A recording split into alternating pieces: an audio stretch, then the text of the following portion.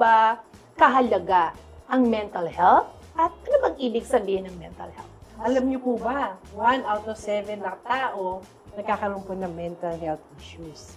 So mayroon po tayong mahigit na 28 na accredited outpatient mental health provider dito po sa atin sa Central Luzon. Meron pong mga tao na gustong umantabay sa inyo, huwag po kayong mahiya na humingi ng tulong. So with the mental health package, malaking tulong sa kanila yun kasi complete na laboratory test po, diagnostic test, even yung mga x-ray, ECG, napapagawa po nila.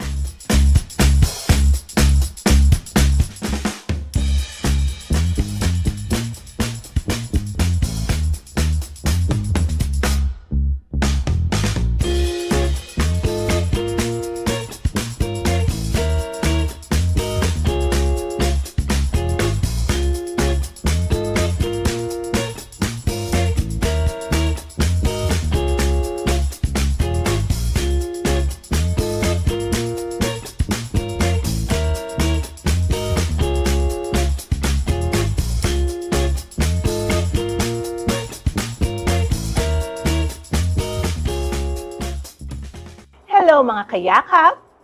Ako si Monifer S. Bancil, ang Head ng Public Affairs Unit ng PhilHealth Region 3 at isa nyo ring kabeshi pagdating sa kalusugan. Kumusta Central Luzon? At sa mga kababayan natin sa amang panig ng daigdig?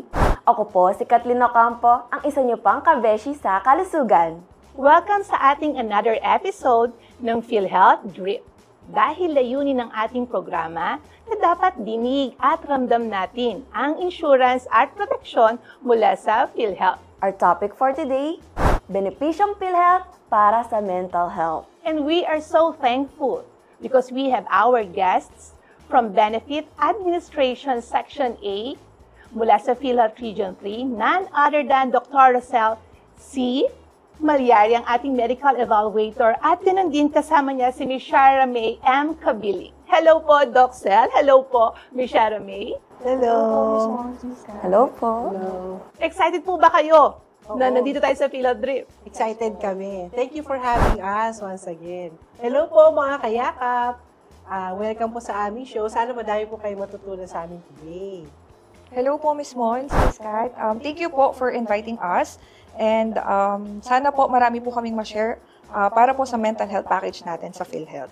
Yes, thank you po at napaunlakan niyo po yung pag-imbita po namin. Thank you po. Oo nga, Kat. Kasi, di ba, ito mga past few years at kahit ngayon, medyo dumadami na yung mga kaso ng mayroong mga challenges po, pinagdadaanan na mayroong epekto sa ating mental and physical well-being.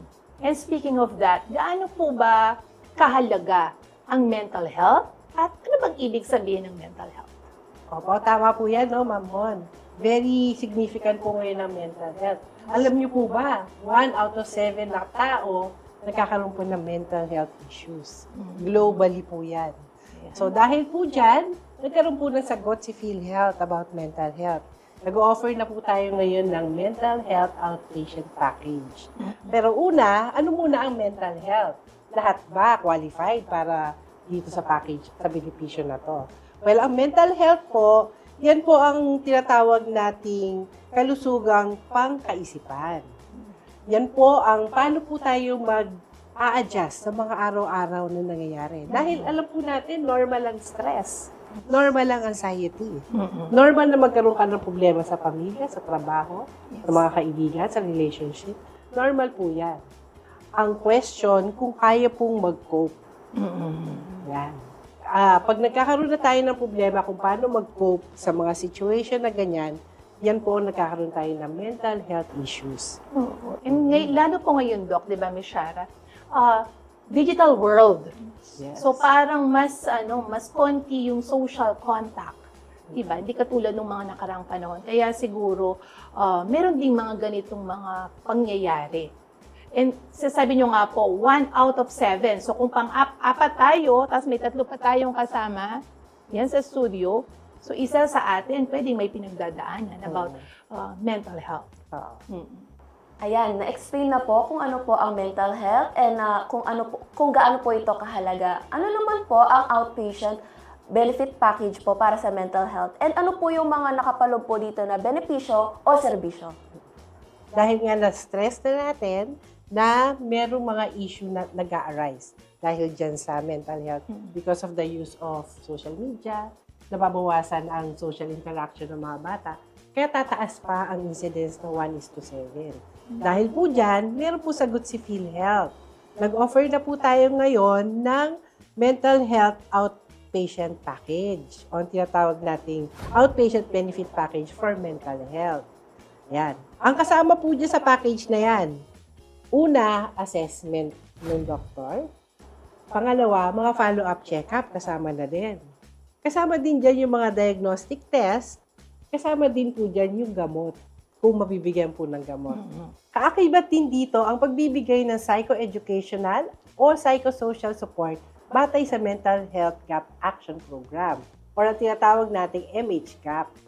Mula sa mga primary care physicians at kung kinakailangan ay mga kaukulang intervensyon mula sa mga espesyalista, kagaya ng psychiatrist, neurologist, at saka psychologist. So, malaki talaga yung mako-cover ng package na to. Opo. And Doc, maganda rin yan, di ba, no, Kat, ni Shara, dahil ngayong mga panahon na ito, merong mga earthquake, ayan, ingat po yung mga kababayan natin, meron din pong mga typhoon, sunod-sunod din. So, tapos meron ding mga iba pang challenges. May mga sakit. Ngayon, tumataas na rin yung mga influenza at iba pa.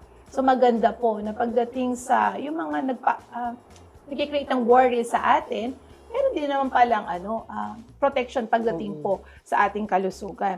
Para po sa kaalaman ng ating mga kababayan, ano po ba yung mga kondisyon ng mga miyembro natin para mapabilang sa benepisyo ng outpatient mental health benefit package? Ang mga kondisyon na batay sa MHGAP na basehan ng benepisyo ng mental health package ay mga sumusunod. Una, depression.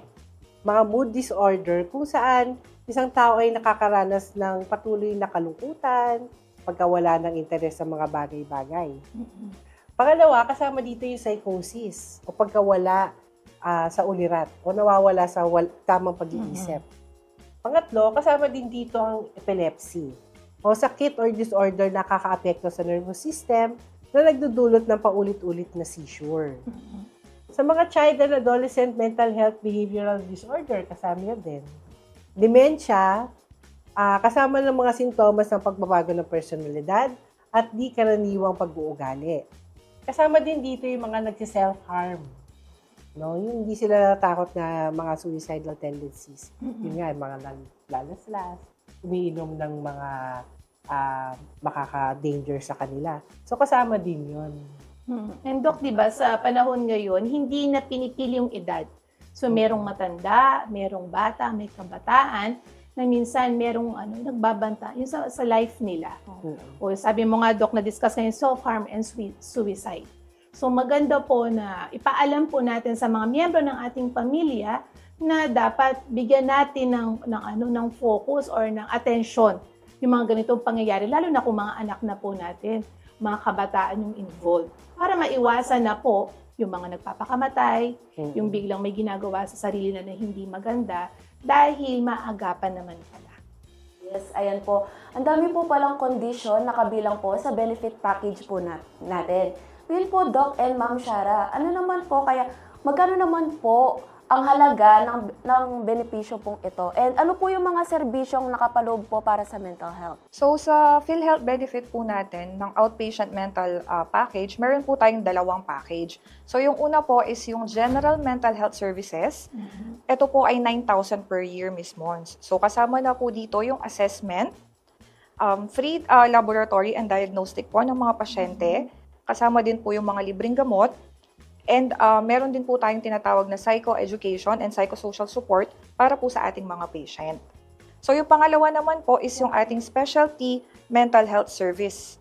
So sa specialty naman po, meron po tayong 16,000 per year naman po na benepisyo mula sa PhilHealth.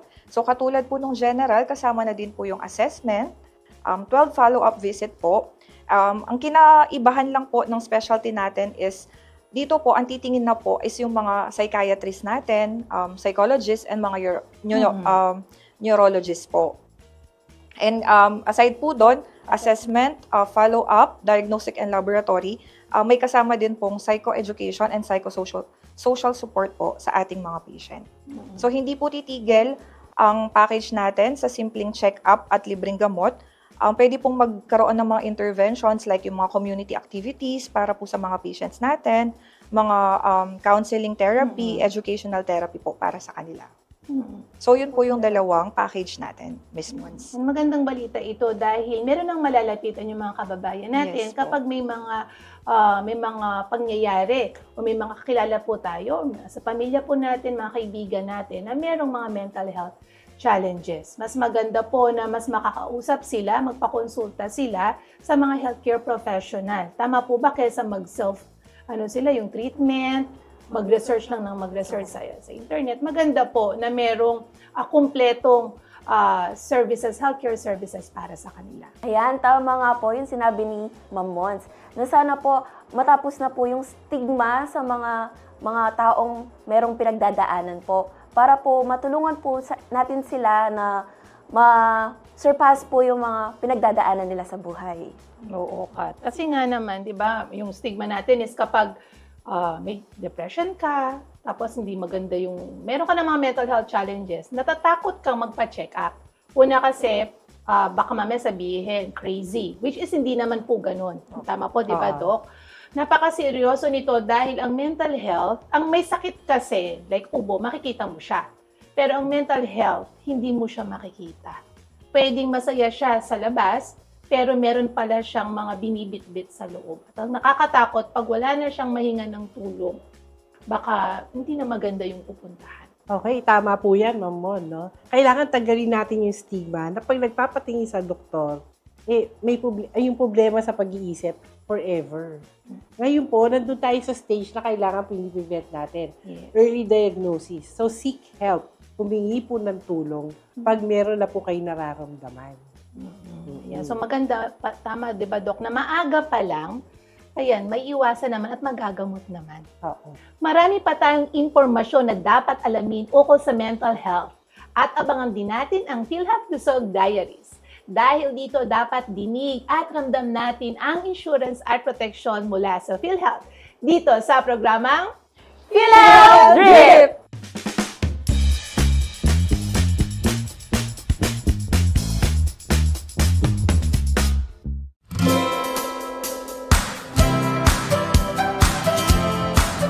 Sa bawat sulok ng mundo, may kwentong alaga, kwentong tagumpay, kwentong pag-asa, kwentong PhilHealth Lusog Diaries.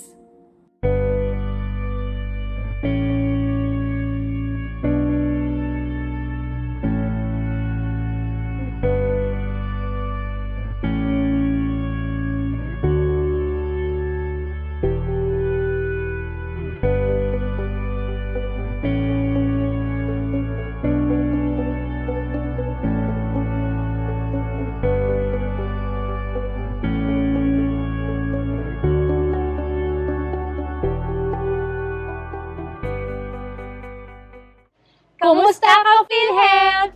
Kumusta ka, partner Ang? Okay naman, partner Ann. Medyo pagod lang this past few days kasi ang dami nating ginagawa, no? Yes, jump pack kasi yung last week natin, nagkasabay-sabay yung activities natin, pero in God's love and grace, nalagpasan natin to, di ba? Nagkaroon din naman tayong time to relax and pause this weekend. Tama ka dyan, partner. At ngayon, matutunghayan natin ang kwento ng isang doktor mula sa JBL kung paano niya na-handle yung mga pasyente niya. Ayan, partner, makakausap din natin from DepEd SDO Pampanga, ang kanilang Division Mental Health Focal Person para bigyan tayo ng enlightenment kung ano yung mental health.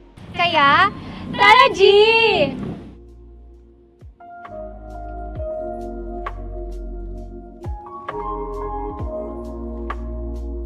Hello mga ka-PhilHealth! Nandito naman po tayo sa mental health facility ng Jose V. Lingad Memorial General Hospital at kung saan makakasama po natin si Doc Ara Cortez. Hello po, Doc! Hello po. Kamusta po kayo, Doc? I'm good po. Ayan. Ano po yung mga pinagkakabalahan niyo po ngayon, Doc? Today, duty po ako. So, ayun lang po. Most days po, duty naman talaga Ayan, tayo. Doc. Ilang taon na po kayo sa profesyong ito? As a physician po, a year, magto 2 years po. Opo. So, very new po to this profession. Ano po yung naging inspirasyon niyo po para pasukin po yung profession ito? You mean psychiatry or being doctor po? Being doctor po.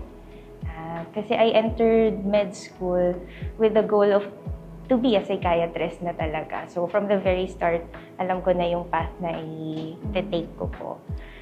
So, yun talaga, to be a psychiatrist. So, as of now po, ano po yung specialty na hinahawakan niyo po bilang doctor? Psychiatry. Ayan. Doc, tanong ko lang po kung ano po yung status ng mental health packages po sa JBL po ngayon? We're just new po. Kaka-start lang namin this year, about siguro mid-year po ng 2025. So, very new sa amin din as doctors po. Yung mga ini-enroll namin, actually, hindi pa masyadong na-meet. So, pero ongoing naman po. Yung mga new patients mostly, yung mga na-enroll po namin. Ano naman po yung, Doc, yung papel po ng PhilHealth sa mental health packages po? And dito po sa JBL. Oo po. Since we're a government hospital po kasi, so mostly we cater to patients na hindi talaga nila kaya, yung mga simpleng lab tests. Minsan nga, mga pamasahe nila, kaya hindi sila nakakapag-follow up. Kasi minsan ang dahilan nila, wala po kaming pamasahe. So, hindi talaga kaya. So, with the mental health package, malaking tulong sa kanila yun kasi complete na laboratory test po, diagnostic test, even yung mga X-ray, ECG, napapagawa po nila. So, nakakatulong din sa amin, lalo na yung mga medications na binibigay namin, mostly with side effects yun. So, nakikita namin kung safe ba ibigay sa patients. Or kung kailangan sila i-refer sa ibang service. Nakikita din po namin through the help of those diagnostic tests na napo-provide ng mental health package ng PhilHealth po. Ayan po. Doc, ano naman po yung mensahe niyo po sa mga patients po na nakakaranas po ng mental health problems po? Ayan po. Don't be afraid to seek help. Help is very available po na kahit sino naman may kaya o may konting kahirapan sa buhay. May mga public facilities, may mga private facilities. Alam kong merong stigma po pa rin tayo, even in this age po, no? Huwag kayong mahiya na mag-seek ng help kung talagang kailangan na at yung mga problema na dinadala, nakaka-apekto na siya sa everyday life. And that's the time you seek help po. Nandito naman kami. Yeah. Thank you po, Doc. Ano naman po yung mensahe niyo po sa PhilHealth po? For PhilHealth, thank you very much po. We appreciate your help. The patients very much appreciate your help po. Sana magtuloy-tuloy pa po, sana madagdagan pa po yung ating mga ino-offer po sa patients. Salamat po sa inyo. Yan. Thank you so much po, Doc. And binigyan niyo po kami ng time para ma-interview po kayo. Maraming salamat po. Thank you po. Thank you. Thank you po.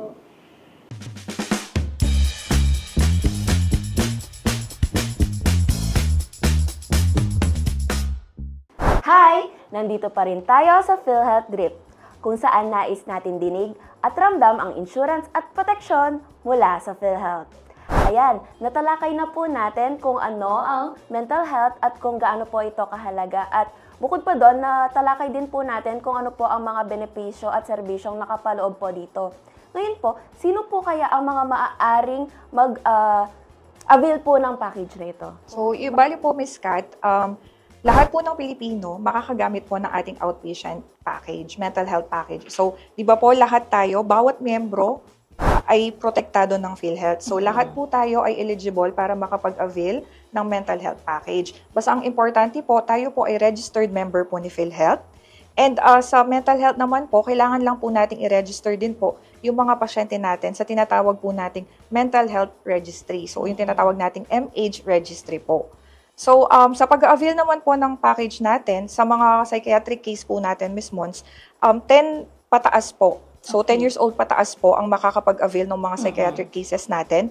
And sa mga neurologic case naman po, wala po tayong age restriction dito. So, kahit sino po sa atin, kahit yung mga bata, pwede po sila mag-avail ng mga neurologic cases po natin.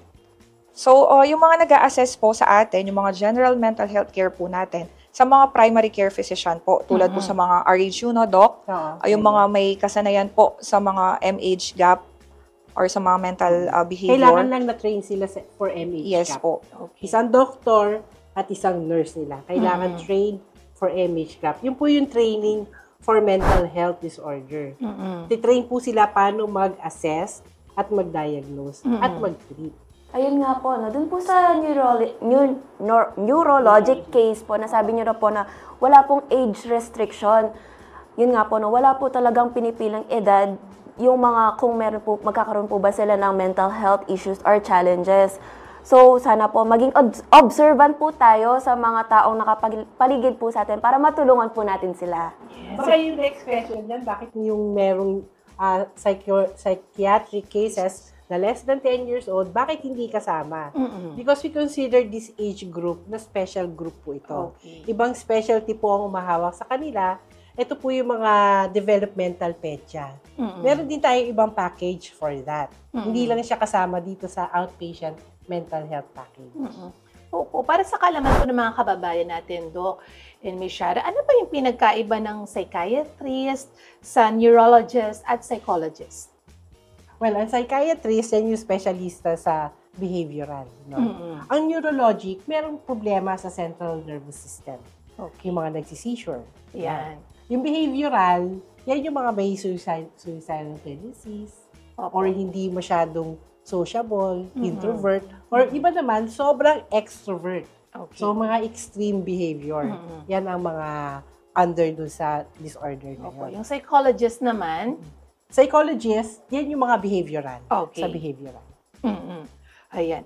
And ano naman po yung tinatawag nating MH registry or mental health registry? Yes po. So, bali yung tinatawag po nating MH registry or yung mental health registry, bali ito po yung gagamitin nating system kung saan po doon i-register po yung mga ma-assess po na may mental disorder. So, bali gagamitin po ni PhilHealth yon, doon po papasok lahat ng mga datos ng mga pasyente na gagamit ng package natin. And sa pagre-register naman po, bali once na pumunta po yung patient sa facility, ang facility po ang magre-register sa pasyente. Sa MH registry. Yes po, Ms. Mon. So, bali, yun po yung pinaka-data ng mga patient po na gagamitin po ni PhilHealth. Very important yung registry. Yes po. Kasi pag i-develop pa natin, kasi relatively bago lang tong package na to. And ang PhilHealth, every now and then, nag-i-improve. Ini-improve natin ang mga benepisyo ng miyembro. So, gagamitin natin itong mga data na makukuha natin para ma-improve pa natin ang mga benepisyo ng ating miyembro. Yes. And of course, doon din malalaman kung dumadami ba, anong age, mas marami yung may mga mental health challenges. Kung sa general ba sila or sa special. Ayan.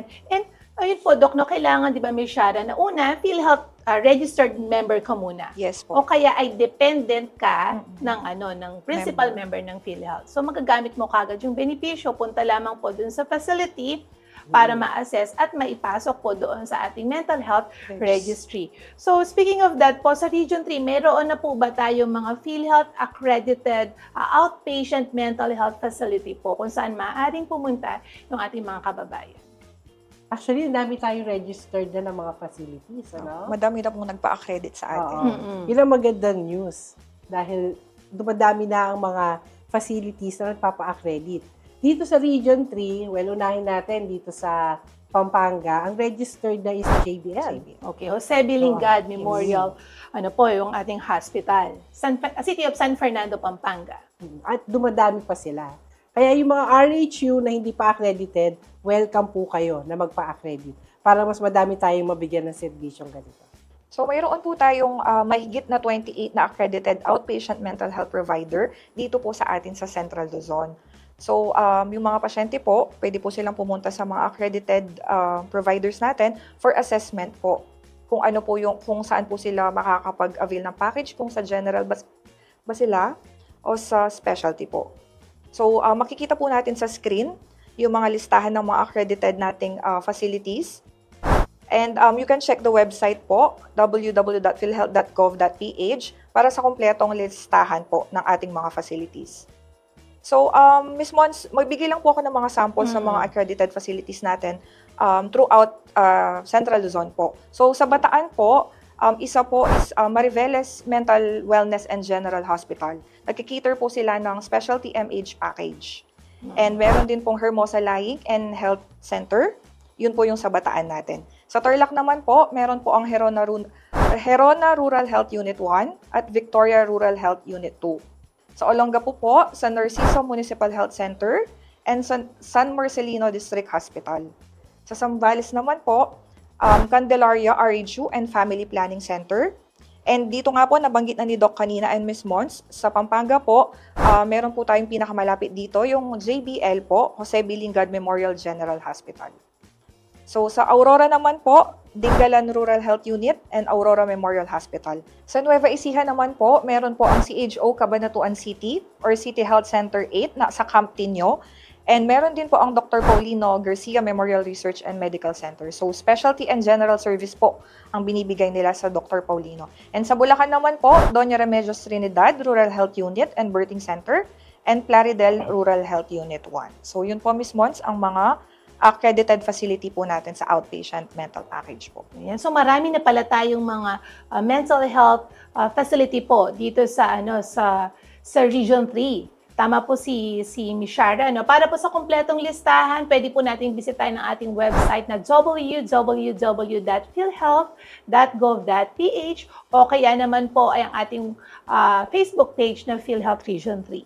Ayan, kung halimbawa po yung isang miyembro, isang kababayan po natin ay gustong maka-avail ng ganitong serbisyo, saan po sila maaaring makipag-ugnayan para po yung proseso para po makagamit nitong outpatient mental health benefit package? Madali lang po yun, ano? Pupunta lang po sila doon sa mga nabanggit na accredited health facility. Pupunta lang po yung pasyente doon, yung pinakamalapit po sa lugar nila para ma-avail po yung benefit package natin. Ang mental health, tapos pupunta sila doon sa coordinator. Meron tayong tinatawag na mental health coordinator doon sa facility. Siya na ang gagabay sa ating mga miyembro, sa ating mga pasyente para magamit ang benepisyong ito. Magbibigay din sila ng mga impormasyon at makikipag-usap sila sa PhilHealth. Sila na yung makikipag-usap sa PhilHealth sa mga kinakailangan ng mga dokumento para makuha ang claim. Ang pasyente ay maaari magparehistro or magpa-update ng record sa PhilHealth office para maging member o ma-declare as dependent tulad ng mga legal na asawa, mga anak na younger than 20 years old, ganun din ang mga senior citizen or PWD. Kung wala pang PhilHealth, maaari rin magpa-assist sa mental health facility kung saan siya makakapagkonsulta. Ang unang requirement ang pasyente ay kailangan may PhilHealth para magamit yung benefit. Yun ang kailangan nila. Punta lang sila sa pinakamalapit na accredited facility. So, very accessible po. Yes, At para sa mga kababayan natin, huwag po mag-worry, kailangan lamang po magrehistro sa PhilHealth. Kasi minsan wino-worry nila, kailangan pang magbayad ng contribution. Iba pong iba pong situation naman yon. So, iba po ang pangongolekta ng contribution. Ang tanong lang po, magagamit ko po ba kaagad ang aking PhilHealth benefits? Yes. Magrehistro lamang po sa PhilHealth or mag-update ng record. Pwede po sa PhilHealth office or mismo po dun sa facility. Hindi ba, Doc Ms. Shara, Kat, bukod dun sa outpatient mental health benefit packages, basta kailangan po natin ng mga serbisyong pangkalusugan, gamitin po natin ang ating PhilHealth dahil meron na po tayong more than 8,000 benefit packages po ang PhilHealth para kung ano pong kaso, pwedeng inpatient, pwedeng outpatient, meron pa tayong isa, yakap. Ayan, at tutok lamang po tayo dito sa ating programa dahil marami pa tayong impormasyon na kailangang malaman ukol sa mental health at tingnan din natin ang ating Pilatlusog Diaries dahil dito dapat dinig at ramdam natin ang insurance at protection mula sa PhilHealth dito sa programang PhilHealth Brief!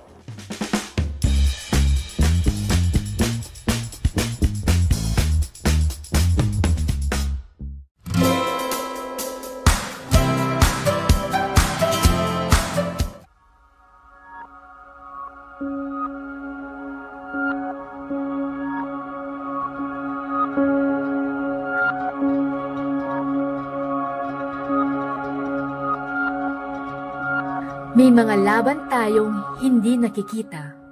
Mga tahimik na laban na araw-araw nating hinaharap.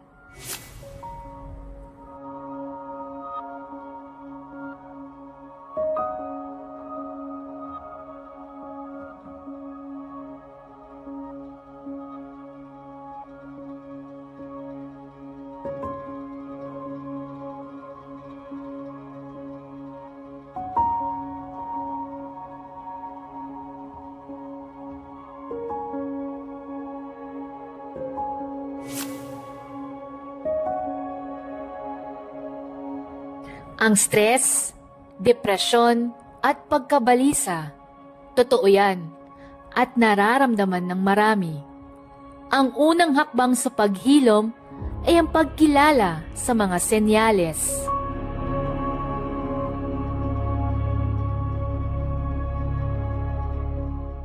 Okay lang mapagod. It's okay to be not okay minsan. Ang mahalaga, huwag susuko. Tandaan natin, lagi may pag-asa at laging may makikinig sa inyo.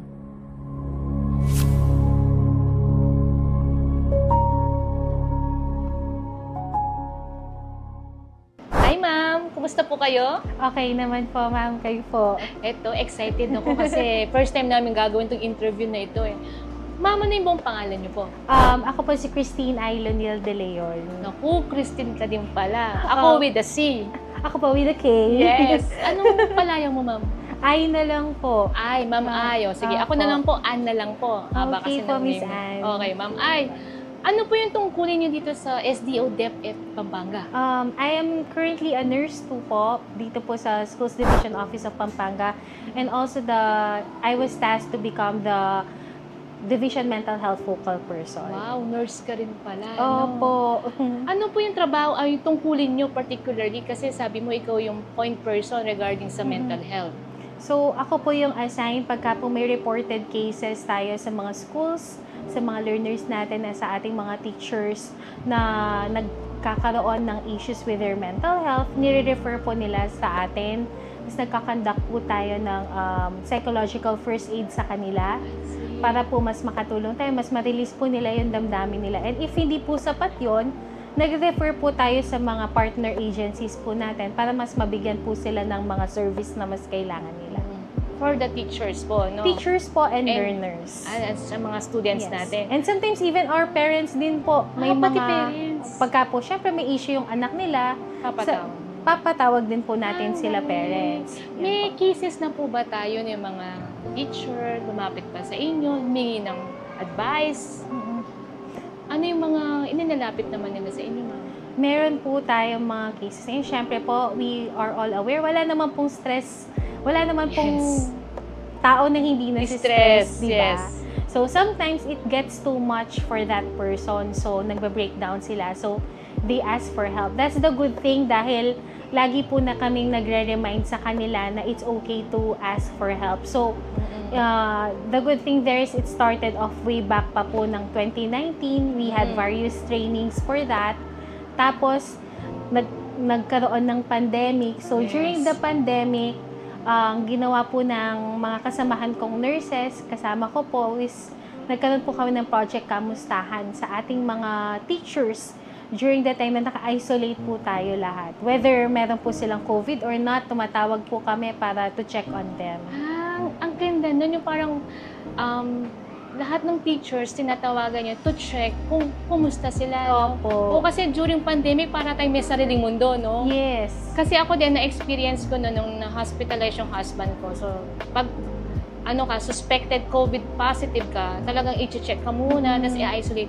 Tapos na-experience ko din yung, ako kasi nung sinamahan ko siya, nagpirma ako ng parang consent na okay lang sa akin. Tapos may tumatawag talaga, kasi napaka-importante pala na may kakausap sa'yo, no? Yes, ang galing. So, yung mga teachers kasi loaded din naman sila, di ba?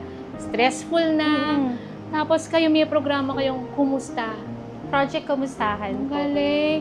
How about sa students naman po? Sa mga students naman po natin, currently po, meron po tayo mga various talks po na ginagawa every school. Mga assigned nurses din po natin na na-train na rin po to give seminars, trainings po sa mga schools to talk about their mental health.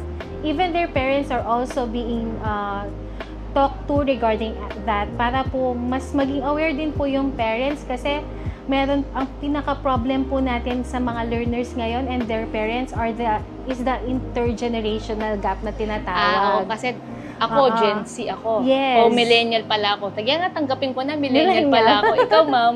Millennial din po parehas ako. pala tayo. Kasi Opo. parang iba yung kultura natin Yes. or parang nakaugalian natin. Opo. Ah, So, okay. iba po yung discipline na meron tayo. Iba din po yung Yes. way of disciplining sa mga age na mga learners natin ngayon. So, that gap is what we are trying to bridge para po mas maging maganda yung relationship nila. Kasi halos na mga Yes. nagka-consult sa amin na learners, ang kanilang cases is sa family po. Yes, opo. Napakalaking impact po ng relationship sa family sa mga bata. Kahit hindi po natin, kasi sabihin nilang, ay, bata pa yan. Hindi pa nila naiintindihan, pero meron na rin pong impact sa kanila yon. And napakalaking bagay na may nakakausap po sila aside from their families regarding it. Yes, so kasi 'di ba yung pamilya, siya talaga yung foundation ng values Yes natin po. lahat. So yung mga parents natin kaya dapat kinakausap ng mga bata. Yes po. Sabi nga nila, pasukan daw natin yung kanilang mundo. Ako din nga, minsan hindi ko alam yung pinag-uusapan nila. Yung lalo din sa mga K-pop, hindi Yes. ako makasakay. Pero wala, kailangan natin silang Opo, sabayan. Oo. Ma'am, may mga estudyante, di ba, na ina-attempt nila na saktan nila yung mga sarili nila. How do you handle yung mga kasong gano'n naman? Usually po, we give directions muna, no, na una-una, wag hayaan yung bata na nag-iisa. Pangalawa po, we refer them to our Provincial Welfare Learners Council po para po mas mabigyan po ng karampatang serbisyo para po sa kanila dahil here in DepEd, we can only do so much dahil ang mandato po natin is preventive and promotive pa lang po. So, pag may ganyang cases, we refer na po agad sa ating Provincial Welfare Office at the same time po sa Provincial Health Office. Ma'am, tama ba? Opo, Ma'am Ay po. Paano mo masasabi na ang isang learner o isang student o isang parent may mental health issues? Parang gano'n. There are several symptoms that we could see. May physical, may emotional, may mental. Pero usually, ang pinaka makikita mong change is kung kilala mo talaga yung tao, may pagbabago dun sa routine nila. For example, may isang learner na ang aga-agang pumasok araw-araw. Pag pumasok, napaka-neat, Yes. napakalinis. Then all of a sudden, you will see a sudden change on that attitude na hindi na siya nag-aaral, ayaw niya nang pumasok. Pag pumasok man, palaging tulog. O kaya naman, meron din sa mga sudden weight gain, weight losses. Pero hindi lang po yun We should also look out for the silent symptoms na tinatawag. Yung sinasabi nila, silent symptoms na hindi mo alam. Akala mo, okay. Okay lang sila. Pero, deep inside, hindi pala sila okay. Kasi as human beings, we have that mask that we show to other people. Pero deep inside us, we are going through something. Kaya, every time I talk to people, sabi ko nga, we should always ask them kamusta sila. O kaya naman, we should always be nice to them or pleasant to them kasi hindi natin alam kung ano yung pinagdadaanan nila during that moment. Baka ma-trigger pa natin sila. Yes. Or malay mo, yung simpleng kamusta mo lang sa kanila, Exactly. napakalaking bagay na po nun, makatulong sa kanila. Yun yung sinasabi ko din, yung parang, para sa akin, yung napakaliit ng word, pero napakalaki ng impact niya. Yung itatanong mo lang sa mga kaibigan mo, kumusta ka? How's your day? Di ba yung parang, kahit na magkukwento sa yung kaibigan mo or anyone from your office, kasama mo sa trabaho, parang makikinig ka lang, parang maiibsan yung kanilang nararamdaman, di ba? O yan, Ma'am Ay, tanong ko lang, ano ba yung impact ng PhilHealth dito sa mental issues? Ano yung magandang papel ng PhilHealth dito sa mental health natin? Actually, napakamahal magkasakit ngayong panahon, di ba, ma'am? Physical illnesses, mahal na yan.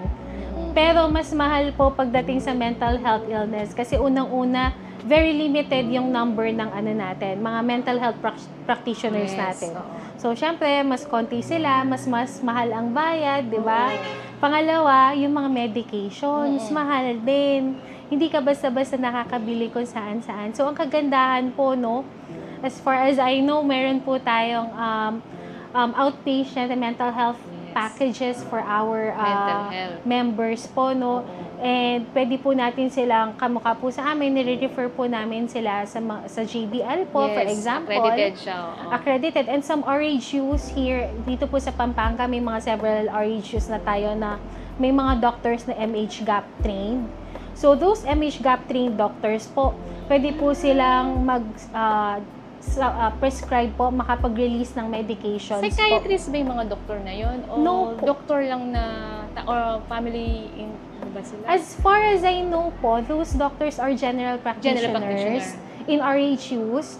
However, they have the DOH have conducted several trainings for them to be a MHGAP certified doctor para po makapag-dispense po sila ng medications. Kasi hindi ka naman basta-basta makakapag-reseta ng gamot. Yes po, opo. Ang kinagandahan lang, ma'am, ay di ba sa PhilHealth meron tayong mental health benefits.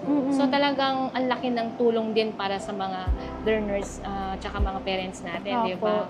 Okay, ma'am, may message ka ba sa mga manonood sa atin ngayon? Yung mga students, teachers, and parents na may issue sila sa mga mental health nila, problem, mga ganyan. Meron ka bang advice sa kanila or anything? Sa lahat po ng mga nanonood, learners, parents, who are undergoing mental health issues sa kasalukuyan buhay po nila, gusto ko po i-remind sa inyo na hindi po kayo nag-iisa. Meron pong mga tao na gustong umantabay sa inyo. Huwag po kayong mahiya na humingi ng tulong. At the same time po, kaakibat po yung PhilHealth, DOH, at ang iba't ibang ahensya po ng gobyerno para tulungan po kayo para mas mapagaan po yung nararamdaman ninyo. And always be kind to yourself po. Ganda naman nun. Maging mabait ka sa sarili mo, di ba? Nakakalimutan kasi natin yun, di ba, Yes. ma'am? Ma'am, may message ka ba or suggestions or recommendations sa amin sa PhilHealth? Sa ating pong partner from PhilHealth po, kami po ay nagpapasalamat for taking care of our members sa PhilHealth kasi napakalaking bagay po na nababawasan po yung mga iniisip natin with regard to our health services. Also, sana po mas mapataas pa po yung mga naibibigay na tulong natin sa mga patients natin, sa mga clients natin na may mental health issues dahil ito po ay isa ring reason kung bakit nagkakaroon ng mental health issues din ng ating mga clients dahil iniisip nila, saan ba ako hahanap ng pera? Saan ako hahanap ng gamot? Pero kung dahil mas matutulungan po sila ni PhilHealth, mababawasan na po yung kanilang iniisip. Yes, natutuwa ko, ma'am, ay kasi last year pinag-uusapan namin, magkakapondo ba kaya ang PhilHealth, sabi nila.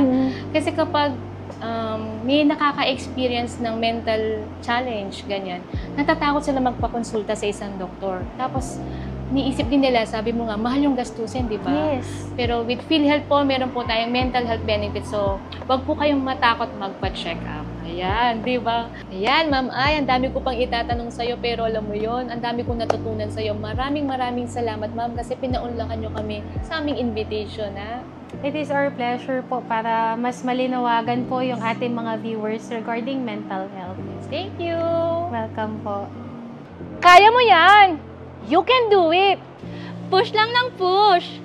Alam mo ba, partner, ito yung mga positive words na kailangan natin marinig para positive vibes tayo lagi, di ba? Let's spread positivity. Tama ka dyan, partner. May mga times kasi na hindi tayo okay and tama nga si Ma'am Ai, no? Huwag tayong mahihiyang humingi ng tulong. Yes, correct ka dyan, partner. If tayo po ay nakakaramdam ng depression, anxiety, or kalungkutan, pwede naman tayo mag-text sa mga kaibigan natin. Sabi nga, I'm just a message away, di ba, partner? So, magpapasalamat po kami sa Jose Lingad Memorial Hospital kay Dr. Chichoco, ang medical chief, at kay Sir Makoy kasi pinaunlakan nila tayong ba-interview ang kanilang isang psychiatrist doon, di ba? And thank you din po kay Miss Arceli S. Lopez, ang SDO Chief, and Mr. Romeo M. Alip, ang Division Superintendent ng Pampanga. So, eto na guys, nasa ending part na tayo. Salamat sa panonood, and don't forget to like and share our FB page, PhilHealth Region 3 and CLTV 36.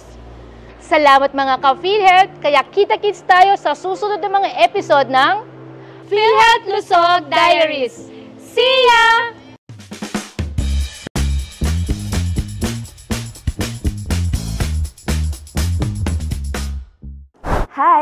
Nandito pa rin tayo sa PhilHealth Drip, kung saan nais natin dinig at ramdam ang insurance at proteksyon mula sa PhilHealth.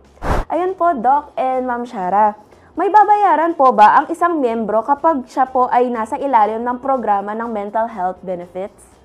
Kung lahat ng nakapaloob na serbisyo, kagaya ng mga nabanggit namin, ay nandun na, wala na po siyang babayaran. Covered na po siya ng PhilHealth package na to.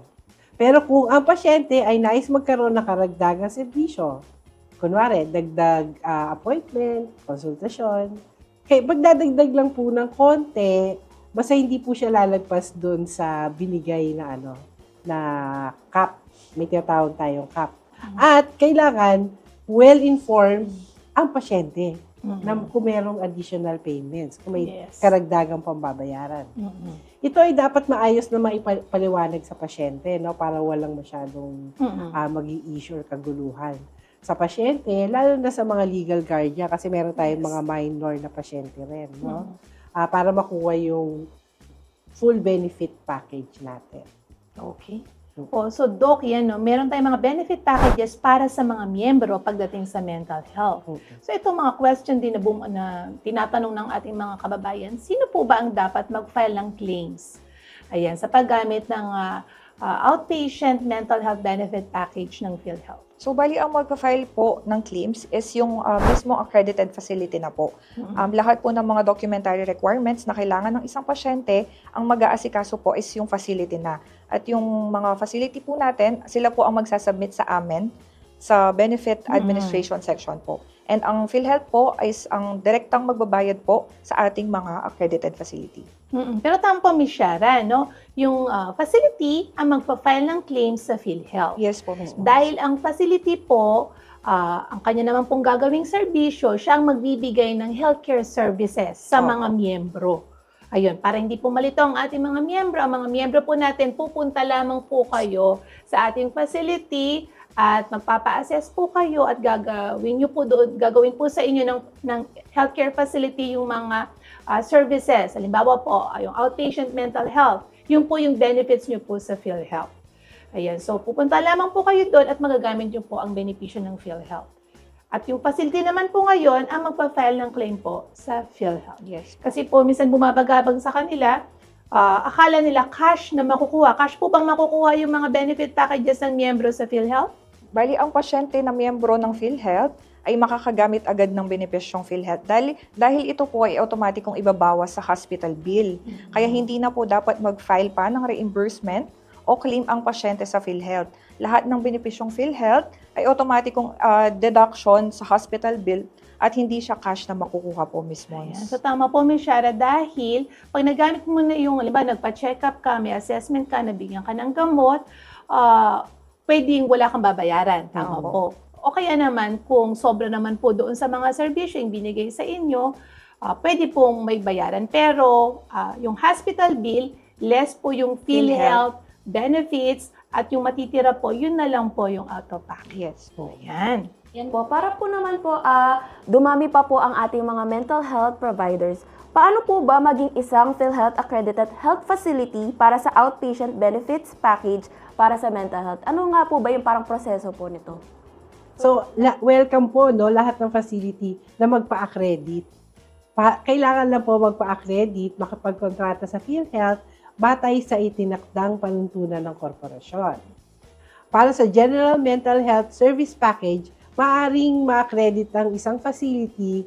Ang mga halimbawa nito ay ang Rural Health Unit, City Municipal or Health Offices, Levels 1 and 2 Hospital, DOH Medicine Access Program Mental Health Access Sites, freestanding facilities at iba pa mga health facilities. Dapat ay mayroong mga trained na family physician, family doctor, internal medicine, general practitioner, at pediatrician. Kasama ang MHO-based na MHGAP. Kailangan MHGAP trained sila. Para naman sa mga specialty mental health service package, maaring maging accredited facility ang mga sumusunod na facility. No?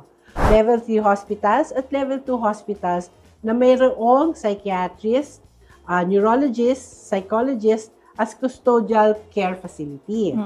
DOH-identified national specialty centers para sa mental health, pwede rin sila mag-apply for specialty mental health. Nakasaad sa bawat kontrata ang napagkakasunduan na maaaring mabayaran na pasyente na hindi dapat lalagpas sa benepisyo nga kanina. Sinabi nga yun, pwede siya magbayad basta napag-usapan ng pasyente. Kailangan clear kay pasyente kung mag-out of package siya. Kasi Dok, kung bigla siyang singilin, di ba? Lalo pang maka-apekto sa kanya. Kaya maganda, Dok, na nag-uusap yung pasyente at yung pong facility or yung doctor. Kung meron pang additional payment. Paari din makipag-ugnayan ang mga pamunuan ng mga pasilidad na to sa mga PhilHealth regional offices. Matutulungan natin sila para magpa-accredit sila. Para dumami yung mga makapag-benefit sa mga miyembro natin. At maganda kung mas marami pong outpatient mental health facility sa buong Central Luzon at nationwide, mas madali nating marami pong access. Halimbawa, pwede tayong pumunta sa ganitong lugar kasi po meron ng ganitong serbisyo. Mas marami po, mas maganda para po ma-address natin yung ganito pong concern sa mental health. At yan po, Doc, ano naman po yung paalala nyo po, Doc Selmy Shara, para po maiwasan natin yung mga challenges sa mental health and of course, yung prevention. Ayan, mapanatili rin po natin yung kalusugang pangkaisipan. Actually, madami tayo mga tagubilin sa ating mga pasyente. No? Ang una, kailangan magkaroon sila ng mga realistic goals sa mga sarili nila. Yung mga deadlines na siniset nila, kailangan smart. No? Simple, measurable, UA, attainable, realistic, at saka time-bound. Basta sila yung magsiset kung ano yung kaya nila para hindi sila lalo madidepress. At nape-pressure, Hindi nape-pressure, no? Yun ang una, mag-set ng mga realistic goals. Magkaroon sila ng focus sa mga bagay na kaya nila i-control. Yung sarili lang nila yung kaya nilang control. Kailangan tanggapin nila yon na kung ano yung isipin ng iba, hindi nila kaya i-control yon. So, ang kaya lang nila i-control, ang damdamin nila, ang iniisip nila. So, kailangan dun sila mag-focus. At saka, Doc, yung action po, no? Ngayon kasi, Doc, dahil digital world, minsan humingi ka pa ng validation. Diba? Sa kapwa mo, nag-post ka ng picture, tapos gusto mo maraming likes. So, hindi, dapat maano natin na yung kaya mo lang. Oo, yung sa sarili mo lang. Kasi para mas less expectation. Oo, tama po yun, no, Ma'am. Para, at saka yung social media nga. Dahil, study shows, dahil sa rise ng social media, tumataas din ang depression and mental anxiety. Kapag hindi ka like yung pictures mo, kapag hindi ka finalo, pag hindi ka agad sa'yo nag-reply, hindi sa'yo nag-view, so medyo may effect po, no, sa mga kabataan. So, anin po natin na hindi natin kailangan ng validation. Ayan, para po sa ating sariling kaligayahan din po. Diba, Doc? Yes, okay. Kailangan din pong malimit natin yung use of social media, no, Doc? Para po maiwasan din po natin yung, kahit kasi po maliit na bagay lang po yun, di po natin alam, malaki po pala yung impact sa tao. Kaya nga susunod na advice ko dyan, humingi ng tulong. Kumausap ng mga taong pinagkakatiwalaan. Kasi nakaka-release yun ng stress. Yung mag-share ka ng mga damdamin mo sa ibang tao, sa mga taong pinagkakatiwalaan mo, sa pamilya mo, sa kaibigan mo, sa magulang mo. Una mo lapitan ang magulang mo dahil mas alam nila. Opo. Yung iba po sa teachers naman. Kasi minsan yung teacher nila, yun ang lagi nilang kasama. Second parent yun Dagdag ko lang po, Miss Mons, ang mga sakit po, hindi lahat nakikita ng mata natin. So tulad po ng mental health natin, minsan yung kasama natin, hindi natin alam na may pinagdadaanan na pala. So tayong lahat, let's be considerate sa isa't isa na hindi natin siya nakikitang nanghihina, pero may nararamdaman pala siya. So, kung ikaw naman yung taong nakakaranas ng ganon, you can be vocal naman po sa mga nararamdaman nyo. Para tayo po, isa't isa, magtutulungan po tayo paano natin ma-assess. So, small actions po, malaking may tutulong sa kapwa natin. Yan din yung tinatawag natin, no? Mental health first aid. Di ba, alam lang natin first aid pag may nasugatan, pag may mga emergency. Pero di po tayo tinatawag na mental health first aid. Natitrain po yun So, pag-search kayo kung saan kayo pwede mag-train para matulungan niyo po yung mga kapwa natin Pilipino. So, malaking tulong din po pala yung pakikinig po sa mga kasamahan po natin. Parang, ang tawag po doon, by listening po sa mga sa mga kwento po nila, parang nare-release na rin po yung mga problema nila. Oo, tama po yun. Minsan kasi pag may kumausap, hindi mo naman daw, sabi nito, hindi naman mo daw kailangan naman humingi ng payo. Pero yung mag-release ka lang ng nararamdaman mo, ng nangyari sa'yo, at may nakinig sa'yo, okay na po. Actually ako po, pag merong nag-hi lang sa akin, o meron lang, may, Nangusta lang, di ba? kumaayos yung pakiramdam ko. Ayan, malaking tulong po. Tama si Miss Shara. At susunod, syempre, kumonsulta po kayo sa doktor or healthcare professional. Dahil na alam nyo kung ano yung kailangan nyo. Makakatulong po yung mga professionals. Ayan po, Doc Sel and Ma'am Shara. Ano naman po ang inyong mensahe para po sa ating mga partners, stakeholders, and sa mga members po? So, ang unang mensahe ko po for our health facilities, magpa-accredit po kayo sa PhilHealth at sa ating mga membro para ma-accredit sila, yung mga members natin, magamit ang benepisyong ito. So, ang una pong gusto ko lang i-remind sa ating mga viewers, no? Make your health.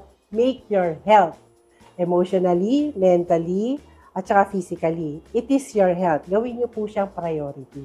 And Ma'am Shara, kayo naman po, ano po yung mensahe niyo po? So, sa ating mga members po, tulad po ng nabanggit nyo kanina, Miss Kat, alisin na po natin yung stigma na pag sinabing mental health is baliw ka na agad. So, hindi po ganon ang mental health natin. So, marami pong aspect ang mental health. So, kung may mga nararamdaman po kayo, tulad nga po nung nasabi namin, visit po kayo sa mga accredited facilities para po makater natin kung ano po yung nasa loob nyo para po mas guminhawa po yung mga pakiramdam nyo. Yun po. Babatiin. Baka meron po kayong babatiin. Batiin ko lang po yung mga kasama po namin sa BAS-A, sa mga doctors po, sa mga adyo po namin. Continue po sana yung magandang serbisyo na bibigay po natin sa mga miyembro natin. Yes po, binabati ko rin po yung mga kasamahan po namin sa BAS-A po. Sa mga doctors, ang mga adjudicators po. Hello po sa inyo.